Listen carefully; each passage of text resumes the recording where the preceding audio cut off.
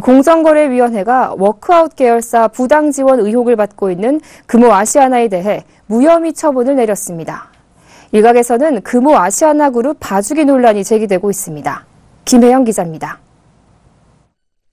공정위가 지난 30일 금호아시아나그룹이 금호산업과 금호타이어의 부도를 막고자 계열사를 동원해 기업어음을 사들였다는 의혹에 대한 조사 결과를 전원회의에 상정해 무혐의 처분 내린 것으로 알려졌습니다. 금호아시아나그룹은 금호타이어와 금호산업의 워크아웃 신청을 결정한 2009년 12월 30일 이후 이들이 발행한 CP를 당시 계열사인 대한통운에 매입하도록 지시해 부도를 막았다는 의혹을 받아왔습니다. 당시 대한통운이 사들인 CP 규모는 1,200억 원 수준으로 계열사 전체로 보면 4천억 원이 넘는 것으로 알려졌습니다.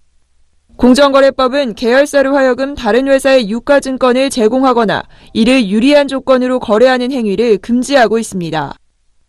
그러나 공정위는 기업의 구조조정을 위해 손실부담이 불가피한 경우 무혐의 처분할 수 있다는 예외 규정을 들어 금호아시아나에 대한 무혐의 결정을 내렸습니다.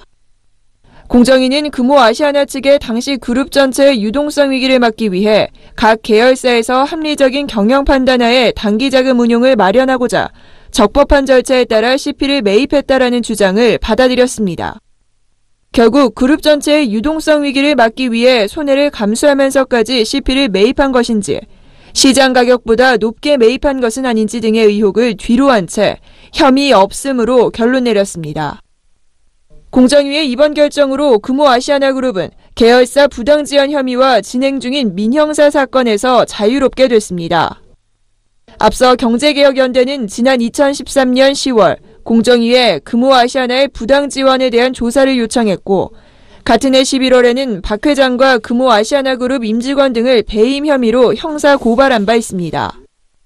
공정위는 2014년 4월 시민단체 등의 제보에 따라 조사에 착수했지만 지난해 말로 형사처벌을 할 수 있는 공소시효가 만료되도록 판단을 유도한 데 이어 이번 최종 심의에서도 이례적으로 예외 규정을 들어 무혐의 처분을 내렸습니다. 공정위는 예외 규정까지 들어가며 금호아시아나그룹에 면죄부를 줬다는 비난의 목소리를 피하기 어려울 것으로 보입니다.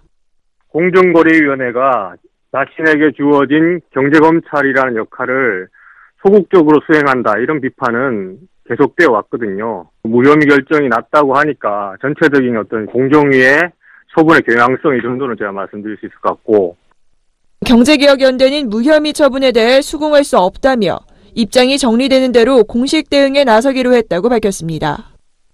서울경제TV 김혜영입니다.